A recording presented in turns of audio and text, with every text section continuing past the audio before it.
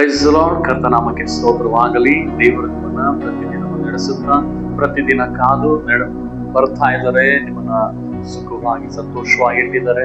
ಬರುವಂತ ಎಲ್ಲಾ ಸಮಸ್ಯೆಗಳಿಂದ ದೇವರು ನಿಮ್ಮನ್ನ ಹೊರಗಡೆ ತಂದು ನಿಮ್ಮ ಲೈಫ್ ಅಲ್ಲಿ ಅದ್ಭುತಗಳನ್ನ ನಡೆಸ್ತಾ ಬರ್ತಾರೆ. ಜೀವಿತವನ್ನ ದೇವರಿಗೆ ಸಮರ್ಪಣೆ ಮಾಡ್ರಿ. ಈ ವರ್ಷ ಕೊಟ್ಟಂತ ವಾಗ್ದಾನವನ್ನು ಸಹ ಪ್ರತಿದಿನ ನೀವು ನೆನಪಿಗೆ ತಂದುಕೊಳ್ಳುವಾಗ ನಿಮ್ಮ ಜೀವಿತದಲ್ಲಿ ಎಲ್ಲವನ್ನು ದೇವರು ಅದ್ಭುತವಾಗಿ ದೇವರು ನಡೆಸ್ತಾನೆ. ನೀನು ವೃದ್ಧವಾಗಿ ಕಲ್ಪಿಸುವ ಯಾವ ಆಯುಧವು ನಿನಗೆ ಜಯಿಸದಂತೆ ದೇವರು ಕಾಪಾಡ್ತಾನೆ. ಹಲ್ಲೆಲೂಯಾ. ನಾವು ಅದು ವಾಕ್ಯವನ್ನು ಓದ್ಕೊಳ್ಳೋಣ. ಈ ದಿನ ದೇವರು ನಿಮಗೆ ಕೊಟ್ಟಂತ ವಾಕ್ಯವನ್ನ 139 2ನೇ ವಚನ. ನಾನು ಕೂತುಕೊಳ್ಳುವುದು ಏಳುವುದು ನಿನಗೆ ಗೊತ್ತಿದೆ, ದೂರದಿಂದಲೇ ನನ್ನ ಆಲೋಚನೆಗಳನ್ನೆಲ್ಲ ಬಲ್ಲವನಾಗಿರುತ್ತೆ. ಹಲ್ಲೆಲೂಯಾ. ಮಗನೇ ಮಗಳೇ, ಸಹೋದರ ಸಹೋದರಿ, ನಿನ್ನನ್ನು ನೋಡು ದೇವರು ಹೇಳ್ತಾ ಇದ್ದಾನೆ. ನೀನು ಕೂತ್ಕೊಳ್ಳುವುದು, ನೀನು ಏಳುವುದು, ಪ್ರತಿಯೊಂದೊಂದು ಕಾರ್ಯಗಳು ದೇವರು ಗೊತ್ತಿದೆ ಅಂತ ಹೇಳಿ.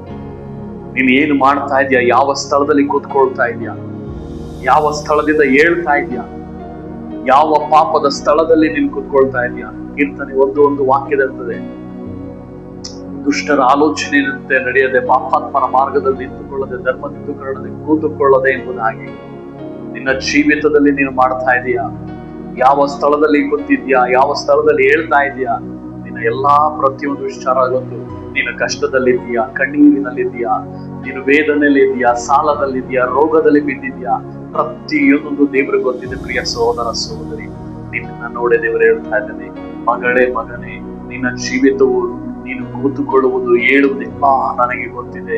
ದೂರದಿಂದಲೇ ನಿನ್ನ ಆಲೋಚನೆಗಳೆಲ್ಲವನ್ನು ಆತನು ಬಲ್ಲವನಾಗಿದ್ದಾನೆ. ನಿನ್ನ ಆಲೋಚನೆ ಏನ್ ಓಡ್ತಾ ಇದೆ? ಒಳ್ಳೇದು ಓಡ್ತಾ ಇದೆಯಾ, ಕೆಟ್ಟದ್ದು ಓಡ್ತಾ ಇದೆಯಾ? ಇನ್ನೊಬ್ಬರಿಗೆ ಉಪಕಾರ ಮಾಡುವ ರೀತಿಯಲ್ಲಿ ಆಲೋಚನೆ ಮಾಡ್ತಾ ಇದೆಯಾ, ಇಲ್ಲ ಇನ್ನೊಬ್ಬರಿಗೆ ಅಪಕಾರವನ್ನು ಮಾಡುವ ಆಲೋಚನೆಗಳು ಓಡ್ತಾ ಇದೆಯಾ? ದೇವರಿಗೆ ಆರಾಧನೆ ಮಾಡುವಂತ ಆಲೋಚನೆ ಓಡ್ತಾ ಇದೆಯಾ, ಇಲ್ಲ ನೀನು ವ್ಯರ್ಥವಾಗಿ ಸಮಯವನ್ನು ಕಳೆಯುವಂಥದ್ದನ್ನು ನೋಡ್ತಾ ಇದೆಯಾ? ಇಂದು ದೇವರು ಒಪ್ಪಿಸಿಕೊಡುವುದಾದರೆ ನಿನ್ನ ಜೀವಿತವನ್ನ, ನೀನು ಎಲ್ಲಿ ಅಪಾಯಗಳು ಬರ್ತದೆ, ಎಲ್ಲಿ ನಿನಗೆ ಸಮಸ್ಯೆಗಳು ಬರ್ತದೆ, ಎಲ್ಲಿ ನಿನಗೆ ವೇದನೆಗಳು ಬರ್ತದೆ, ಎಲ್ಲಿ ನಿನಗೆ ಕಷ್ಟಗಳು ಬರ್ತದೆ, ನಿನಗೆ ಗೊತ್ತಿರೋದಿಲ್ಲ. ಆದ್ರೆ ದೇವರು ಹೇಳ್ತಾ ಇದ್ದಾನೆ, ನೀನು ಕೂತುಕೊಳ್ಳುವುದು ಏಳುವುದು ನನಗೆ ಗೊತ್ತಿದೆ.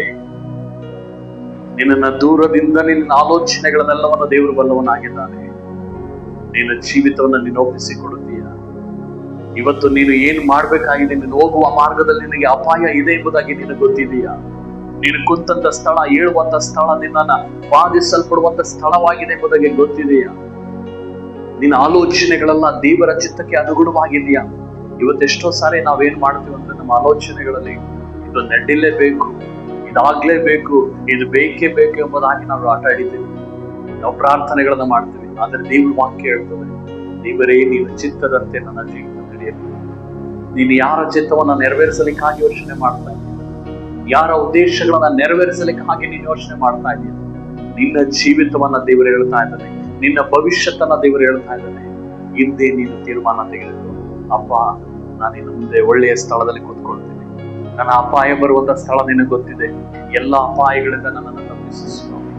ಎಲ್ಲ ಪ್ರತಿಯೊಂದು ಸ್ಥಳದಲ್ಲೂ ನಾನು ಎಲ್ಲಿ ಕೂತ್ಕೊಬೇಕು, ಎಲ್ಲಿ ಎದೊಳ್ಬೇಕು, ನಾನು ಯಾವ ಸ್ಥಳದಲ್ಲಿ ಇರ್ಬೇಕು, ಯಾವ ಸ್ಥಳದಲ್ಲಿ ಇರ್ಕೂಡುದು, ನನ್ನ ಆಲೋಚನೆಗಳು ಯಾವ ರೀತಿ ಇದೆ, ಒಳ್ಳೇದೋ ಕೆಟ್ಟದೋ, ಅದನ್ನೆಲ್ಲ ನೀನು ಬಲ್ಲವನಾಗಿದೆಯಪ್ಪ. ನನ್ನನ್ನು ನಿನ್ನ ತೋಟಕ್ಕೆ ತೆಗೆದುಕೋ, ನನ್ನನ್ನ ನಿನ್ನ ಕರಗಳಲ್ಲಿ ಒಪ್ಪಿಸ್ತಾ ಇದ್ದೀನಿ. ನೀನು ನನ್ನ ಜೀವಿತವನ್ನು ಉದ್ಧರಿಸು ಎಂಬುದಾಗಿ ನೀನು ಒಪ್ಪಿಸಿಕೊಡುವುದಾದರೆ ಹಿಂದೆ ನಿನ್ನ ಜೀವಿತದಲ್ಲಿ ದೇವರು ಅದ್ಭುತವನ್ನು ಮಾಡ್ಲಿಕ್ಕಿದ್ದಾರೆ. ನೀನು ಕೂತ್ಕೊಳ್ಳುವಂತ ಸ್ಥಳ, ಏಳುವಂತ ಸ್ಥಳ ನಿನಗೆ ಆಶೀರ್ವಾದವಾಗಿರ್ತದೆ. ನೀನು ಮಾಡುವ ಪ್ರತಿಯೊಂದು ಆಲೋಚನೆಗಳು ನಿನ್ನ ಜೀವಿತದಲ್ಲಿ ದೇವರಿಗೆ ಮೆಚ್ಚಿಗಾದ ಆಲೋಚನೆಗಳಾಗಿರ್ತದೆ. ಹಲ್ಲೆಲೂಯಾ. ಕಡೆಗಳ ಮುಚ್ಚಿ ಪ್ರಾರ್ಥನೆ ಮಾಡಿ ಒಪ್ಪಿಸಿಕೊಡೋಣ.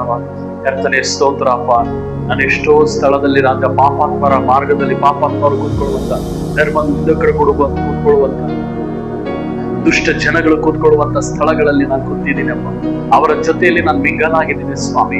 ಕಪಟವಾಗಿ ದೇವರೇ ಮಾತನಾಡುವಂತ ಜನರ ಜೊತೆಯಲ್ಲಿ ಕೂತು ನಾನು ಪಾಪ ಮಾಡಿದ್ದೀನಿ ಸ್ವಾಮಿ. ನನ್ನ ಆಲೋಚನೆಗಳೇ ಕೆಟ್ಟದನ್ನ ನಾನು ಆಲೋಚನೆ ಮಾಡಿದ್ದೀನಪ್ಪ. ಒಳ್ಳೆಯದನ್ನ ಆಲೋಚನೆ ಮಾಡುವುದಕ್ಕೆ ವಿರುದ್ಧವಾಗಿ ಕೆಟ್ಟದನ್ನ ಆಲೋಚನೆ ಮಾಡಿದ್ದೆ. ನನ್ನನ್ನು ಕ್ಷಮಿಸು. ಇನ್ನು ಮುಂದೆ ರಾಜ ನನ್ನ ಜೀವಿತದಲ್ಲಿ ಒಳ್ಳೆಯದನ್ನೇ ನಾನು ಆಲೋಚನೆ ಮಾಡಬೇಕು. ಇನ್ನು ಮುಂದೆ ನಾನು ಕೂತ್ಕೊಳ್ಳುವಂತ ಸ್ಥಳ, ಏಳುವಂತ ಸ್ಥಳ ಪ್ರತಿಯೊಂದು ಶುದ್ಧವಾಗಿರಬೇಕಪ್ಪ. ನಿನ್ನ ಚಿತ್ತ ಇಲ್ಲದಂತ ಸ್ಥಳದಲ್ಲಿ ನಾನು ಕೂತ್ಕೊಳ್ಬಾರ್ದು. ಇಂದು ನನ್ನ ಲೈಫಲ್ಲಿ ಅದ್ಭುತವನ್ನು ನಡೆಸು. ನನ್ನ ಜೀವಿತದಲ್ಲಿ ನಿನ್ನ ಅದ್ಭುತಗಳನ್ನ ಜರುಗಿಸು. ಹೀಗೆ ಮಾಡಿದಕ್ಕಾಗಿ ಒಂದನೇ ಅಪ್ಪ ಯೇಸುವಿನ ನಾಮದಲ್ಲಿ ತಂದೆ, ಆಮೇನ್.